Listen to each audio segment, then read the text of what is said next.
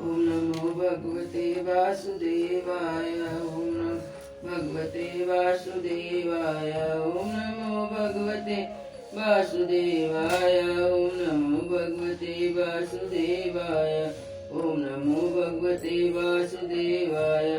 श्रीमद् भागवत महापुराण। हिरण्यकश्यप और हिरण्याक्ष का जन्म तथा हिरण्याक्ष की दिग्विजय।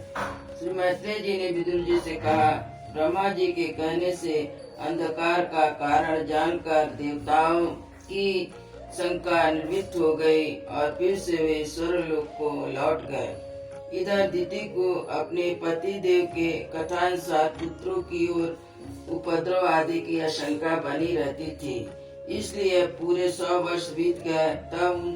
तब उस साध्वी ने 2 जुड़वे पुत्र जन्म उत्पन्न किए। उनके जन्म लेते ही स्वर्ग, पृथ्वी और अंतरिक्ष में अनेकों उत्पात होने लगे, जिनसे लोग अत्यंत भयभीत हो गए। जहाँ तहाँ पृथ्वी और पर्वत कांपने लगे, सब दिशाओं में दाह होने लगा, जगह जगह उल्कापात होने लगा, बिजलियां गिरने लगी, आकाश में अनिष्ट सूचक धूमकेतु दिखाई देने लगे, बार बार शां और बड़े बड़े वृक्षों को उखाड़ते हुए बड़ी विकट अश्वावाही चलने लगी। उस समय आदि उसकी सेना और उड़ती हुई धूल ध्वजा के समान जान पड़ती थी। बिजली जोर जोर से चमक कर मानो खिलखिला रही थी। घटाओं में ऐसा गगन रूप धारण किया कि सूर्य चंद्र आदि ग्रहों के लुप्त हो जाने से आकाश में गहरा अंधकार छा गया। उस समय कहीं कुछ भी दिखाई ना देता था। समुद्र दुखी मनुष्य की बातें कोलाहल करने लगा, उसमें ऊंची ऊंची तरंगे उठने लगी और उसके भीतर रहने वाले जीवों में बड़ी हलचल मच गई। नदियों तथा अन्य जलाशय में भी बड़ी खलबली मच गई। उनके कमल सूख गए। सूर्य और चंद्रमा बार बार ग्रसे जाने लगे। उनके चारों ओर मंगल सूचक मंडल बैठने लगे। बिना बादलों के ही गरजने का शब्द होने लगा तथा गुफाओं में से रथ की घरघराहट का शब्द निकलने लगा। गांव में गीदड़ और उल्लुओं के भयानक शब्द के साथ इस यानी मुख से दहकती हुई आग उगल कर बड़ी अमंगल शब्द करने लगी। जहाँ तहाँ कुत्ते अपनी गर्दन ऊपर उठाकर कभी गाने और कभी रोने के समान भांति भांति के शब्द करने लगे। विदुर जी झुंड के झुंड गधे अपने कठोर खुरों से पृथ्वी खोदते और रेंगने का शब्द करते मतवाले होकर इधर उधर दौड़ने लगे। पक्षी गधों के शब्द से डर कर रोते चिल्लाते अपने घोंसलों में उड़ने लगे। अपने खिड़कों में बंधे हुए और वन में चलते हुए गाय बैल आदि पशु डर के मारे मलमूत्र त्यागने लगे। गवें ऐसे डर गई कि दुहने पर उनके थनों से खून निकलने लगा। बादल पीप की वर्षा करने लगे। देव मूर्तियों की आंखों से आंसू बहने लगे और आधी के बिना ही वृक्ष उखड़ उखड़ कर गिरने लगे। शनि राहु आदि कुरु ग्रह प्रबल होकर चंद्र बृहस्पति आदि सोम ग्रह तथा बहुत से नक्षत्रों को लाभ कर वक्र से चलने लगे तथा आपस में युद्ध करने लगे। ऐसे ही और अनेक भयंकर उत्पात देखकर सनकादि के सिवा और सब जीव भयभीत हो गए। उन उत्पातों का मर्म जानने के कारण उन्हें यही समझा कि अब संसार का प्रलय होने वाला है। वे दोनों आदि दैत्य जन्म के अनंतर शीघ्र ही अपने फौलाद के समान कठोर शरीर से बढ़कर महान पर्वत के सदृश हो गए। उनका पूर्व पराक्रम भी प्रकट हो गया। वे इतने ऊंचे थे कि उनके सुवर्ण में मुकुटों का अग्रभाग स्वर्ग को स्पर्श करता था और उनके विशाल शरीरों में से सारी दिशाएं आच्छादित हो जाती थी।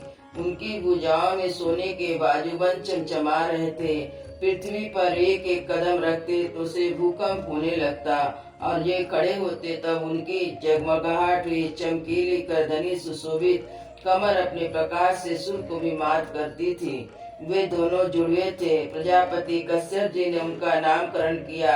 उनमें से जो उनके वीर से दिति के घर में पहले स्थापित हुआ उसका नाम हिरण्यकश्यप और दिति के उदर से पहले निकला हुआ हिरण्याक्ष के नाम से विख्यात हुआ। हिरण्यकश्यप ब्रह्मा के वश से मृत्यु भय से मुक्त हो जाने के कारण बड़ा उद्धत हो गया था। उसने अपने भुजाओं के बल से लोकपाल के सहित तीनों लोक को अपने वश में कर लिया। यह अपने छोटे भाई हिरण्याक्ष को बहुत चाहता था।